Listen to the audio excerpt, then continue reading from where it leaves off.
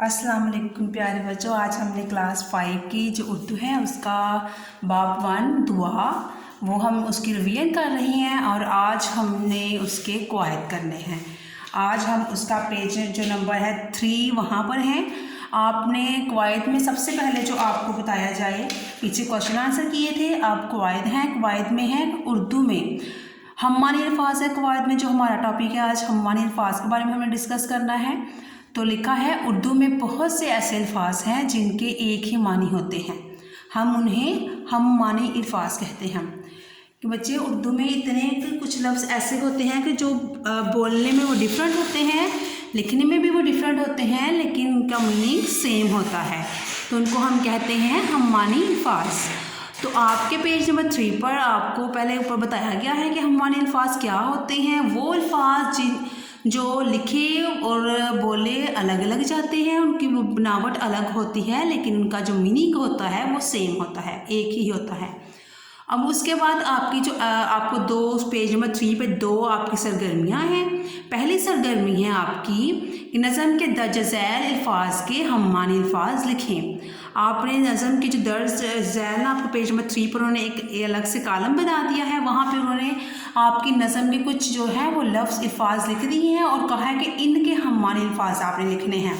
अब जो सामने लफ्ज़ आपको नज़र आ रहे हैं, जो जैसे मालिक, तो ये आपको बुक से नज़म से लिया गया है, बुक पे लिखा हुआ है, और जो मैंने लाइन लगा के लफ्ज़ लिखे हैं ये हमने खुद लिखे हैं। मतलब वो लफ्ज़ जैसे मालिक और हालिक। मालिक का मतलब क्या होता है?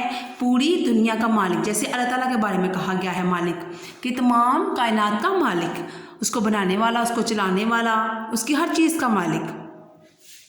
और उसी के अगर हम उसका हम्मानी अल्फाज लें तो जो मैंने लाइन के ऊपर लिखा है वो हमने खुद से लिखना है हालिक। हालिक का मतलब यही है कि पैदा करने वाला, बनाने वाला, पूरी कायनात का मालिक, हालिक। ठीक, आगे है बसीरत। बसीरत लफ्ज़ आपके बुक पेज में 3 पर लिखा हुआ है। आपकी जो बाब नंबर 1 दुआ है वहाँ से लिया गया है बसीरत दुआ। और बसीरत लफ्ज़ है, उसका हमने ऐसा कोई लफ्ज़ लिखना है जिसका मानी, जैसे बसीरत का मीनिंग और वो लफ्ज़ जो लिखना है उसका मीनिंग सेम हो। तो अक्ल, बसीरत का मानी क्या होता है? अक्ल अगर हम कहें या बसीरत कहें तो ये दोनों सेम हैं। हम चाहे किसी को कह दें कि वो बहुत बसीरत वाला है या कह दें कि वो बहुत अक्लमंद है, तो ये दोनों सेम हैं। बोले लग जा रहे हैं, लिखे लग जा रहे हैं, लेकिन मतलब दोनों का सेम है। बसीरत का मतलब अक्ल है और अक्ल का मतलब बसीरत है। सुख, तीसरा जो लफ्ज़ है वो है सुख। उसका हमने जो लफ्ज़ लिखा है उसका हम्मानी अल्फाज वो है चैन। उसका जो हमने हम्मानी अल्फाज लिखा, सुख का हमने लिखा है चैन। रोशन, आगे रोशन लफ्ज़ आपकी बुक पे लिखा हुआ है, आपकी नज़म दुआ से लिया गया है। उसका जो हमने हम्मानी अल्फाज लिखा है वो है उजाला। उजाला का मतलब भी रोशन और रोशन का मतलब भी उजाला। आगे आपका जो 5वां लफ्ज़ है वो है करम। करम का मतलब फ़ज़ल, फ़ज़ल होना, अल्लाह ताला के बड़ा करम होना, फ़ज़ल होना, रहमत हो जाना। तो करम का रहमत भी आएगा, फ़ज़ल भी आएगा, तो फ़ज़ल लिखा गया है। करम का जो हम्मानी अल्फाज है वो है फ़ज़ल। गोयाई, गोयाई, गोयाई, गोयाई का मतलब है जो हम्मानी अल्फाज है वो है बोलना। बोलना हो या हम गोयाई लफ्ज़ यूज़ करें, दोनों का मतलब यही आएगा कि बोलना ज़ाहिर हो रहा है। आगे अगला लफ्ज़ है वो हमारा वो है वहशी। वहशी, वहशी, वहशी का मतलब होता है जंगली, ऐसा इंसान जिससे नफ़रत हो, वहशी, जंगली। हदायत, सीधा रास्ता, हदायत, सीधा रास्ता।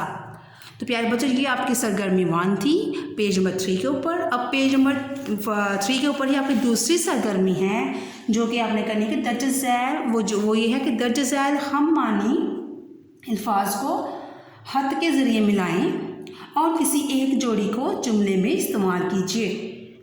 ये जो नीचे आपको नज़र आ रही हैं, एक तरफ लिखा है बहर, पोशाक, मोहब्बत, तारीकी, ये लफ्ज़ हैं ये हम मानी अल्फाज को मिलाना है हमने, मतलब कुछ लफ्ज़ लिखे हैं, इनके आगे मानी जो इनके मिलते हैं उनको हमने मिलाना है। जैसे बहर, बहर मिलता है समुंदर से, बहर हो या समुंदर हो ये दोनों का मतलब एक है, हमने बहर को समुंदर से मिला दिया। पोशाक है दूसरा, पोशाक को मिला दिया लिबास से, पोशाक या लिबास एक ही मतलब आता है। मोहब्बत और प्यार एक लफ्ज़ है, इनका मानी सेम है। और जो चौथा है वो है तारीकी, अंधेरा। तो इनको आपस में मिलाना है हम मानी अल्फाज को। फिर कहा गया है कि किसी एक जोड़ी को जुमले में इस्तेमाल करना है। आपने इस सरगमी को मिलाने के बाद आप अपने बुक पेज नंबर 3 के ऊपर ही सिर्फ आपको ये टास्क दिया है कि आपने एक जुमला बनाना है, एक जोड़ी को इस्तेमाल करके एक जुमला बनाना है। तो उन्होंने एग्जाम्पल जो दी है उसके जो 7 पेज नंबर 3 पे जगह है, आप वहीं पे एक जुमला बना लें। जैसे मोहब्बत और प्यार दोनों एक है, और ऐसा जुमला बनाना है कि ये दोनों मोहब्बत और प्यार दोनों जुमले में आए। जैसे हम इसका जुमला बनाएंगे, माँ की मोहब्बत की कोई मिसाल नहीं, उसके हर अंदाज में औलाद के लिए प्यार होता है। अब मोहब्बत और प्यार दोनों आ गए। इसी तरह आपने एक जोड़ी लेनी है हम मानी अल्फाज की और एक जुमला बनाना है। बुक के ऊपर ही आप बनाएं, क्योंकि एक जुमले के बाद कही गई है तो आप बुक के ऊपर ही बना लें।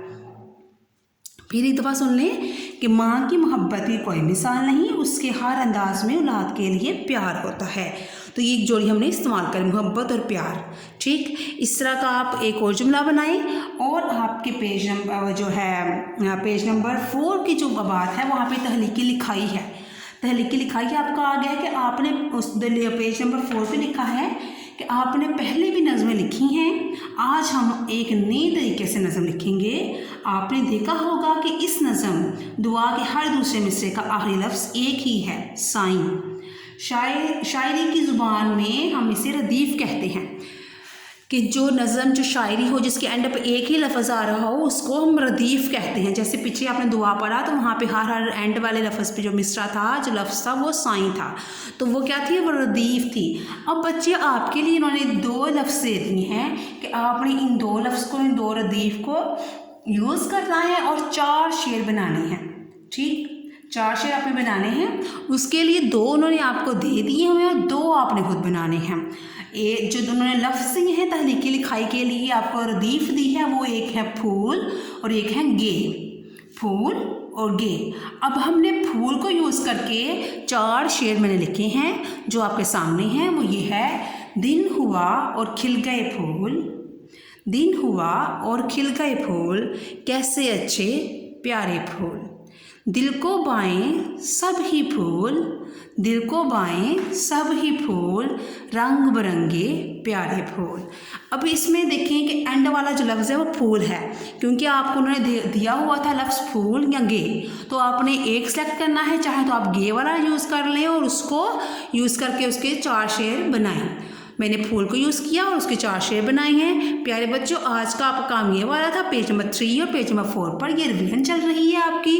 बहुत ही आसान काम है, इसको घर में पढ़ें और इसको अगर आपने किया हुआ है एक दफ़ा तो इसको दोबारा कापी पे करें, और अगर आपने नहीं किया बेटा तो बुक के ऊपर ही इसको करने की कोशिश करें। ठीक, अल्लाह हाफिज़।